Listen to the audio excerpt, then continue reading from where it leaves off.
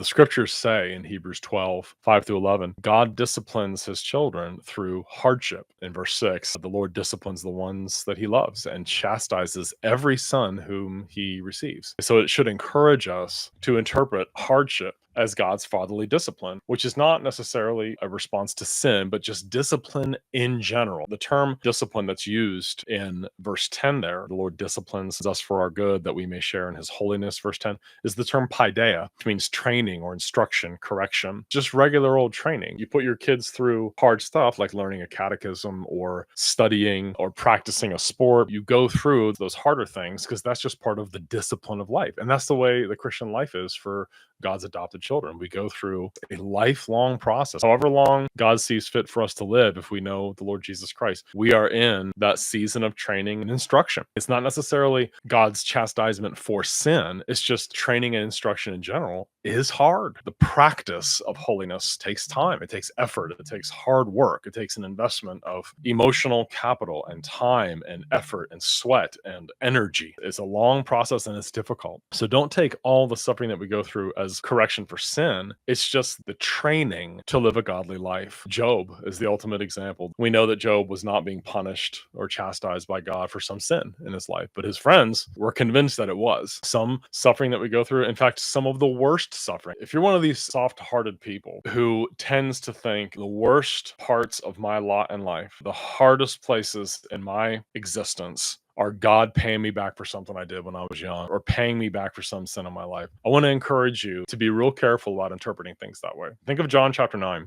the man who was born blind. So he was a full-grown man. He was blind from birth his entire life. Even Jesus' disciples thought, well, who sinned? Somebody had to have sinned. I mean, look at this calamity. This poor child was born blind. Did he do something or did his parents? The assumption there is just completely wrong. And Jesus says, neither this man nor his parents, but that the works of God would be displayed in him. That man was born blind so that Jesus could heal him and show this ultimate example of the grace and mercy of God in his life and make him who was born blind to see. So all suffering can be seen as God's discipline in the sense of his fatherly training for our good and our sanctification. Now, one of the things the Westminster Confession says under the heading of Christian liberty, and I love this glorious revealed truth, Christians, the children of God, are not delivered from afflictions. We're going to have afflictions. In fact, we'll have a whole new set of afflictions because we're Christians. We'll be tormented by seeing unbelief. We'll be tormented by the waywardness of children. We'll be tormented by the struggle with sin that we see in ourselves and our own hearts. We're not delivered from afflictions, but we are delivered from the evil of affliction, meaning all that I go through that's hard and painful has a good purpose behind it.